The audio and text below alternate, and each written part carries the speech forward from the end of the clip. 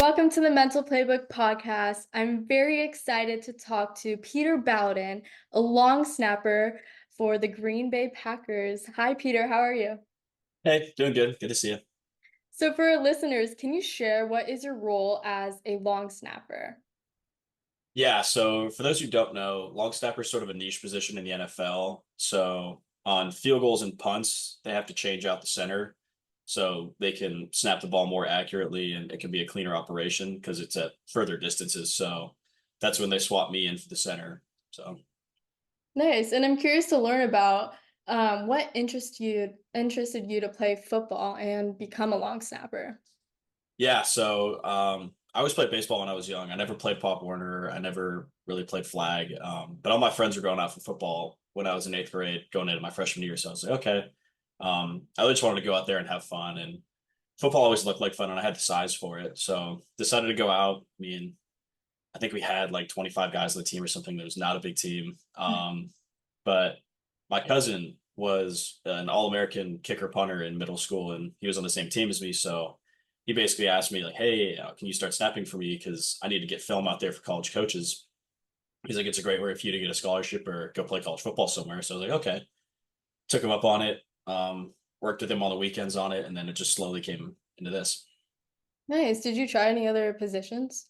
Yeah, I played all over in high school. High school, I pretty much played every position but quarterback and running back, just based on need and just because I sort of knew enough football to know what I needed to do. But when I got to college, it just stayed long snapping. Mm. Okay, and so you played in high school. When did you start to get offers? Um, my first offer was Northwestern going into the summer of my senior year. And then right after that, I got about 4 or 5 offers in a month. And then I pretty much committed it in August. So it was a pretty quick, like, there's a lot of play into like the early recruiting process of like getting like reaching out to schools and meeting with them. But once you get offers, everything starts going pretty quickly. And were you surprised by any? No, I have a funny story about I got an offer to UPenn and I did a visit at Princeton and I did a visit at Penn. And I went to Princeton first and talked to their coaches and they were great. Then I went to Penn and Penn offered me. And right when I posted I got the Penn offer, like 30 minutes later, the Princeton coach called me. He's like, "You didn't tell me you were going to Penn. Like, if we knew you were going to offer you, we'd have told you to stay here, man. And like, we want you to." So the Ivy Leagues are funny. They'll kind of like pin each other, or like pit each other against themselves or whatever. But outside of that, nothing too crazy. Nice. Yeah, so what was your thought process when picking a college to play at? Like, what factors did you consider? Yeah, so I obviously wanted to go. The biggest thing for me was somewhere that I would grow at the school, somewhere that school that was challenging and where I felt like the degree would be like it would really mean something. So that's how I included Wisconsin in my list. And for me, it was really UCLA, Northwestern, Penn, Princeton. That was pretty much it. There was a couple other schools I was talking to, but didn't have offers from, and then Wisconsin. And I remember I had all the Ivy League offers, and it was going into my senior year, and it just sort of felt like I'd been to, Francis Parker, which is small private school, like very, very academic oriented. And all the other schools I had offers from were not really big football schools. They were big, if you come here, you're coming here to get a degree. Yeah. And I just kind of wanted to change the scenery. So Wisconsin was winning. I fell in love with the coaching staff, fell in love with campus, and it was a great decision. I mean, I loved it. Yeah. And what advice would you give to high school athletes who are either, waiting on offers or already have offers and trying to make the difficult choice of where to commit? Yeah. I think the biggest thing is who do you see yourself wanting to be? Like where do you want to be in 5 years? What do you want out of your college experience? And I think sometimes for people it's tough because you weigh all the different options, but it's really just about valuing like one, what's really important to you in an experience. And where I think the best advice I got for an athlete was go somewhere where if you're not playing the sport, you'd still be happy. Like, Yeah. don't make the sport everything because the reality of college is that the sport is not everything. You have classes, Wisconsin gets cold, it snows half the year. Like, you can't just rely on football then. Like, you have to be somewhere you're going to enjoy. So, focus really on that and then keep the sport secondary. Yeah, you want to have a overall great experience. Exactly. Yeah. Yeah, so you ultimately committed to Wisconsin Badgers, Mhm. and I know 2019 was your redshirt season, and then when you started to play in 2021, what was your experience in transitioning to the starting snapper for all kicks? Yeah. So 2019 was nice. I mean, I came in from high school. I played at Parker. I wasn't ready to play D1 football. I had the talent, but I just wasn't athletically ready. So they gave me a year or two to basically build myself up, get ready. It was really nice having those first 2 years because you sort of get to learn how to go about your work. The college environment's so different too. It's so big and it's all structured, whereas high school is really like you're just on your own, just play the game. So I had those 2 structured years basically learning it, and then going into 2021, it was basically just me on the roster at Snapper. So they had a couple of younger kids, but they just weren't ready. So I was like, okay, like I know what I'm doing. I know I'm good enough. Like I've competed against other guys. Like I know I'm better than a lot of them. So I just kind of had confidence going into it. And a lot of it's definitely nerve wracking. I remember that first start, like it really weighed on me for a couple months. Like I remember probably starting in March, I could feel the stress like building of like, oh man, like I really got to go out there and do my job. And then when that like first snap comes of like it's fourth down, like you got to get out there. It's like, okay, like you just stop thinking. It basically like black out. You just go out there and do it. But yeah, Yeah, I'm sure it's nerve-wracking, yeah, especially, the experience from high school, being at a small high school with smaller amount of fans than at the Wisconsin Badgers. I'm sure yeah, it's a yeah. very different experience. Hmm. I want to know what is your mental playbook that keeps you going? Yeah, there's a lot to it. There's definitely there's some different strategies we have. There's a lot of stuff we talk about. I mean, we have mental coaches. We've done there's definitely a variety of things we've done. Like we've worked on anything from like mindfulness training, which is basically almost like how to train your thought process, to like mental repetition and like envisioning success, to like training the subconscious to have like positive thoughts in certain situations. So there's definitely a variety of things. I think I've gotten a lot of all of them. I try and use them a lot. I think that like having a strong mental side of the game is extremely important because you can't just go out there and play. Like you need to be able to trust yourself. You need to understand the situations you're in. So I always try and put myself in the right frame of mind going into games. So one of the things I developed is that starting my sophomore year, I would on 2 days before a game on like a Thursday, I would go for a walk and just try and like get myself in game mode. Basically, just like understand like the environment I was going into. I would like envision the stadium. Like when I was at practice, I would envision like the jerseys the other team be wearing, or like who I would be seeing, or what numbers I'm up against. And then on the walkout, sort of try and just put myself in that game mode of, okay, like we have a game. This is what I need to do. I need to trust myself, blah, blah, blah. And then by the time the game hits, you're good to go. You just go out there and do your job. Yeah. Like you don't want to have 1,000 thoughts in your head while you're out there. You want to be single focused, like ready to go. Right, locked in. Yeah, exactly. Yeah. What's your ideal game day preparation? Um, I'm not superstitious. I definitely have a routine. It's changed a little bit over the years, but one of the new things I've done is you start getting like mental reps on the field. So in the NFL, you get to stadiums like 3 hours before, and you just don't need 3 hours to warm up. Like you maybe an hour and a half is all I really need. So get to the stadium, change into your clothes, and then you've got 2.5 hours basically. So I'll spend an hour or like 30 minutes sort of walking on the field, do a little stretch, and then I'll start on the sideline and run on like it's field goal, envision the rep in the stadium, run off, run on like it's another punt, just work like mental reps after mental reps so that by the time the game starts, I've already gotten 30 reps. Like I'm already in the game. So when I have 10 reps in the game, it's no big deal. I've already done them. Nice. And during your time playing in college, did you face any adversity? Um, if so, like what were they and how did you overcome it? Yeah, definitely. I think probably the first one was just freshman year, just not being athletic enough to play college football. Like, um, it's hard because you come from a small high school and you love the game and you're going to be good enough at some point, but it takes time to develop, and you always question yourself, like, am I really good enough to do this? Like, I remember my first few fall camp practices, I was just getting smoked in practice, and I was just having bad practices, and it was just the nature of the beast of like the guys were better than me. So I took some time, like I knew I didn't want to quit, like I knew I wanted to play. So I just kind of sat there and went through it and it sucked. And then my first year starting, I was on scholarship. Then we got the season and they didn't have the numbers, so I got pulled that first season. And I remember that was tough because I found out like 3 days before my first start. And you sort of have to take a step back and be okay, like let's reprioritize this. Like I know this sucks, but I have a game to play in 2 days and I've put in all this work and all my teammates are relying on me.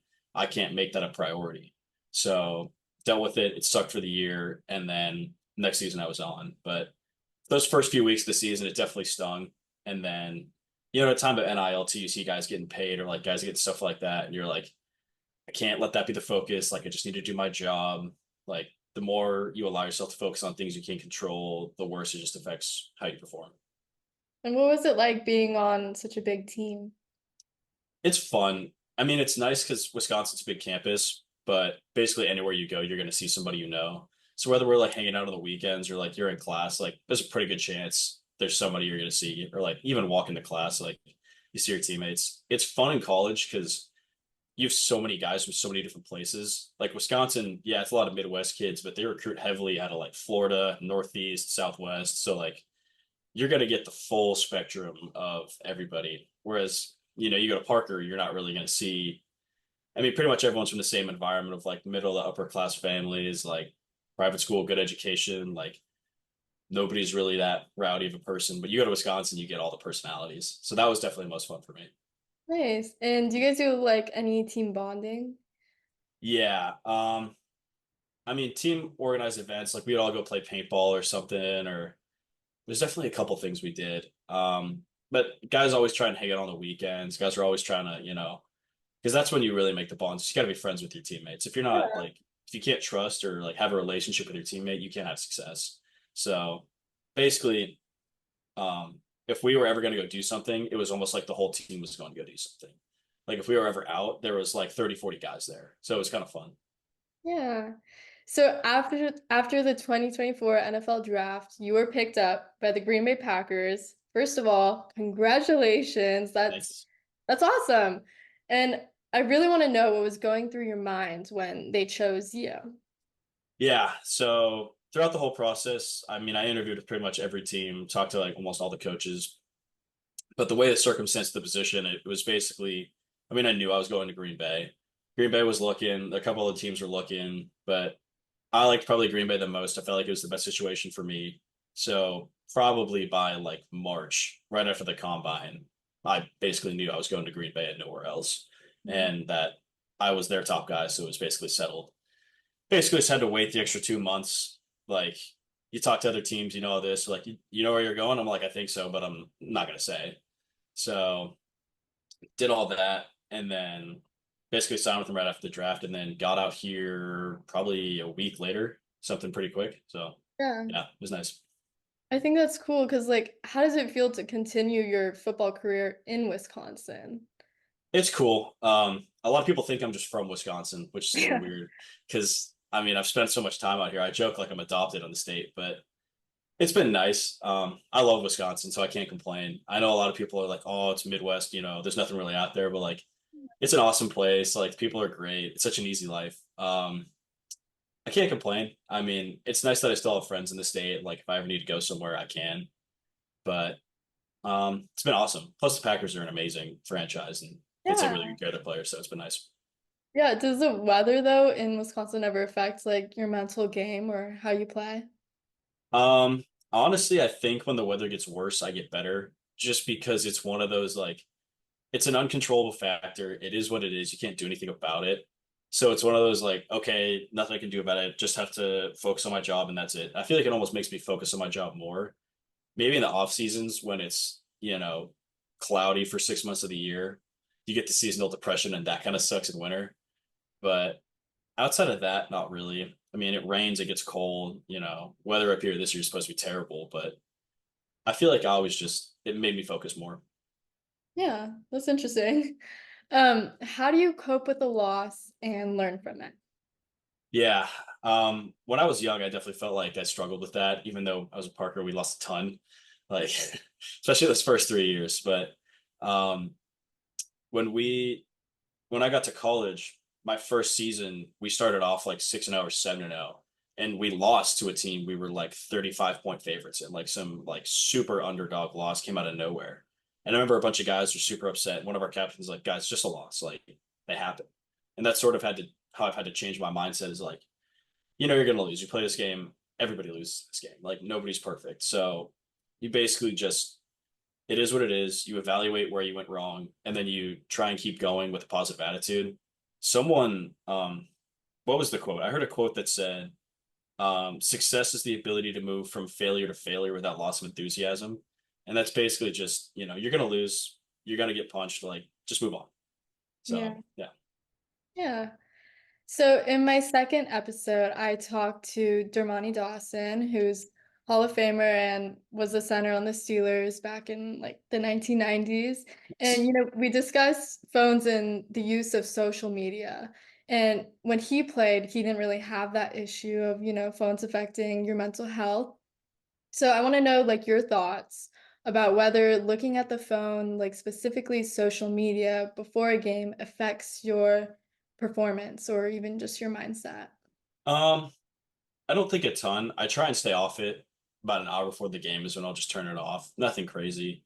Um, it is definitely a different game, and I think social media and even like sports betting have really changed the game because now people feel like they're almost in the game because they put money on it, and now they're way Yeah. more invested. So now you see guys getting DMs or like I love seeing like the Venmo requests. Those are always funny. Like one of my kickers missed a field goal and they Venmo request him because it didn't hit the over. They're like, get a life. Like, but I mean, it definitely affects a lot of guys. I think so much of it is if you really rely on social media to build you up, it's going to tear you down whenever you have a bad time. So the important thing is just like understand it for what it is. Like for a lot of us, it can be a great way to build a brand. It can be a great way to promote yourself and like ultimately like even make money off of it. Yeah. But if you start using social media for your ego or for confidence boosts, like on the way up, it can feel great. But whenever somebody is tweeting at you or somebody's trying to tear you down, it can be bad. So I think there's just knowing how to detach yourself from it and not make it who you are. Yeah, not always like relying on it. Yeah. So Saturday was your first preseason game on the team, and it was Packers v. Browns. And although you didn't play, what was it like watching Matt Orzech, who's the Yeah. Packers starting long snapper? Yeah. I got one in the very end. I was supposed to take all the punts, but we didn't Oh, punt. So we punted twice. So I got the second one. And I was messing with our quarterbacks. I'm like, dude, come on. Like, you couldn't let me get in. yeah. But so I got one at the end of the game. Matt's a pro. He's an awesome dude. Like I mean, he won a Super Bowl 3 years ago. He's bounced around. He's seen everything. So it's always good learning from him and just how to be a pro. So much of it is like a lot. It sucks because that first game you're really trying to like you don't know a lot. Like you're going into it like you know what college is, but you know what the NFL is. So I was really trying to watch a lot of what Matt was doing, how he warmed up, the different routines he had. But it felt like I almost didn't have my own routine. So I got halfway through warm up. I was like, I just need to do what I need to do. Like, just let me do my thing and I'll be fine. But Matt handles it awesome. I mean, he's a true pro. And I mean, he's obviously like capable enough to handle the situation. So it's always good learning from that. Yeah, nice. And it must be so cool, like being on the team, same team as like these really, really cool players.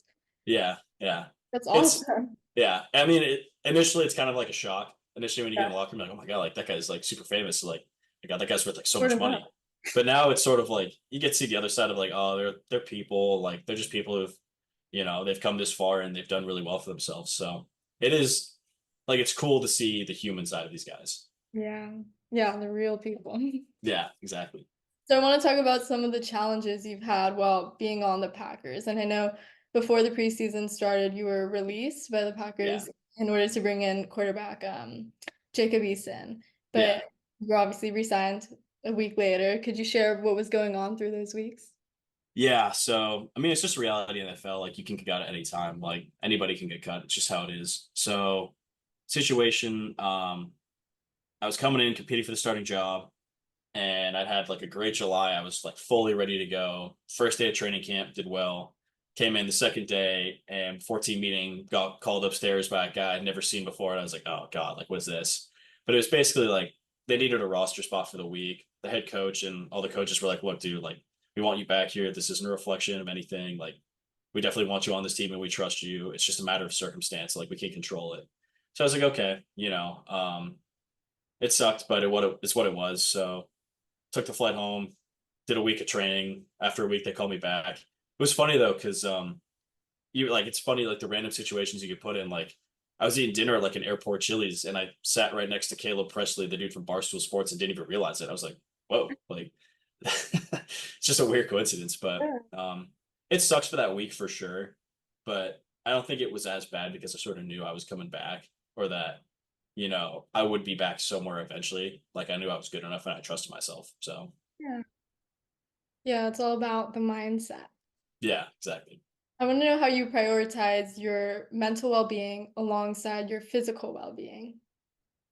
Yeah. So there's definitely a couple ways you do it. Um, I think when you're young, you always get taught the physical side of the game, and now it's sort of developing. You need to have a stronger mental, you need to be mentally in shape to handle this game. Mhm. So I'm not a big like meditation guy, but I'll use like we have like these things called like float tanks, which is like no lights, like completely like pitch dark, super saltwater tanks. You can just like lay in them and like float for a little bit and like let your mind sort of clear out. So if I ever feel like my mind racing or like there's too much stuff going on in my head or I can't focus, like you can just go in there and like sift through your thoughts and work through things. Um, I maintain like taking the walk that I usually do on Thursdays, like just reminding myself like why I enjoy playing football, what I'm excited for, like how to basically position myself to be like fully ready to go for a game. Um, I do appreciate like mindfulness too. A lot of that is like they talk about using senses to control your thoughts. So like if they talk about like Russell Wilson used to always like rub his pants twice before every down, and that was sort of like a mental cue where like he would feel that, and it sort of cues your mind to sort of get ready for the next play.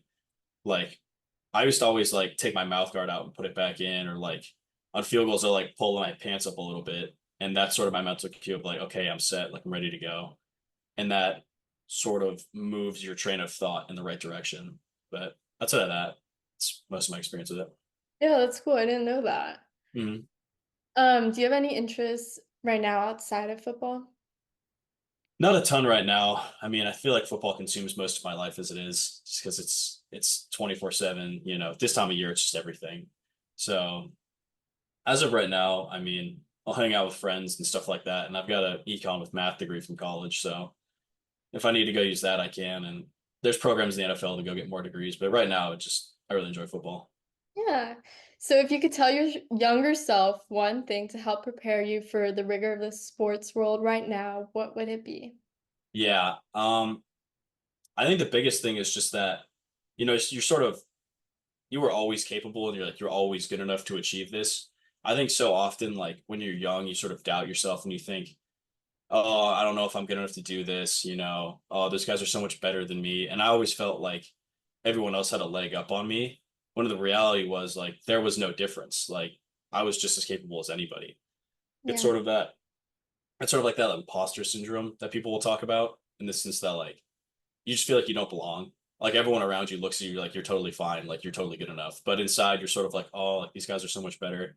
I Yeah. think I would sort of take a mindset of like, you know, nobody's that much more special than you. Like you're fine as you are. All it is just putting in the work and trusting yourself and taking time. So Yeah.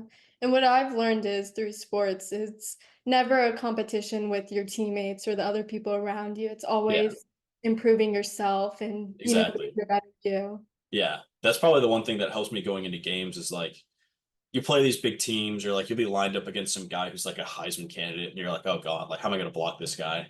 But the reality is I always go into the week thinking it doesn't have anything to do with them. It only has to do with you. It's all about how you execute your assignment, how, in the moment you are, how well you've done your trainings, that matters. And whatever they do, they're gonna do. You can't control it. So just Yeah. focus inward on what you can do. Yeah. Right. Okay, my last question for you. This is a general question. There's no right answer, but I want to know what matters most to you, the journey, the destination, or the company. Um, probably the company, then the journey. I mean, I feel like they're sort of tied together because that's sort of like where you meet everybody is like I've met my people on my journey. But like I always maintain I love playing football for my teammates. It's how I got started, just my friends played. And sort of as I've grown, I've met people with similar interests to me that have been just as invested to me, and it makes for great friendships and, great memories and all the best times. So I mean the company, but it's the company you find on the journey. Yeah, I love that. Well, thank you, Peter, for joining me on the mental playbook. To my listeners, mind strong, game on.